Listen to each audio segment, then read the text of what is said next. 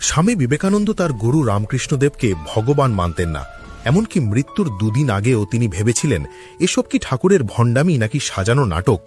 1886 সাল, কাশীপুর বাগানবাড়ি। রামকৃষ্ণদেব তখন গলার ক্যান্সারে শেষ অবস্থায়, কথা বলার শক্তি নেই, অসহ্য যন্ত্রণায় শরীরটা দুমড়ে যাচ্ছে। নরেন শিয়রের কাছে দাঁড়িয়ে মনে মনে ভাবলেন, সুস্থ শরীরে তো নিজেকে অবতার বলে খুব জাগ করতেন।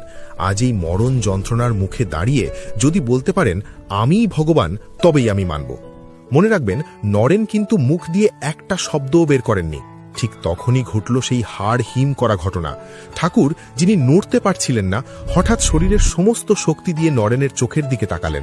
নরেনের মনের ভেতরটা পড়ে নিয়ে স্পষ্ট গলায় বললেন, যে রাম, যে কৃষ্ণ, সেই এবে রামকৃষ্ণ এই শরীরে। এর মানে আগে যিনি ত্রেতা যুগে রাম আর দাপর যুগে কৃষ্ণ হয়ে জন্মেছিলেন, তিনিই আজ এই শরীরের রামকৃষ্ণ হয়ে এসেছেন। সবটাই এক সত্তা। নরেন শিউরে উঠলেন, আমি তো প্রশ্নটা মুখেই করিনি, উনি জানলেন কি করে? সেদিন নরেনের সব যুক্তির ধূলিসাৎ হয়ে গিয়েছিল। তিনি বুঝেছিলেন ইনি মানুষ নন, ইনি অন্তর্যামী স্বয়ং ঈশ্বর। গুরু শিষ্যের এই অলৌকিক সম্পর্ক বিজ্ঞানেরও বাইরে। আপনিও কি বিশ্বাস করেন শ্রী রামকৃষ্ণই সেই রাম আর কৃষ্ণ? কমেন্টে জয় রামকৃষ্ণ লিখে জানান আর সাবস্ক্রাইব করুন গুপ্ত পুরাণ। Download ShareChat.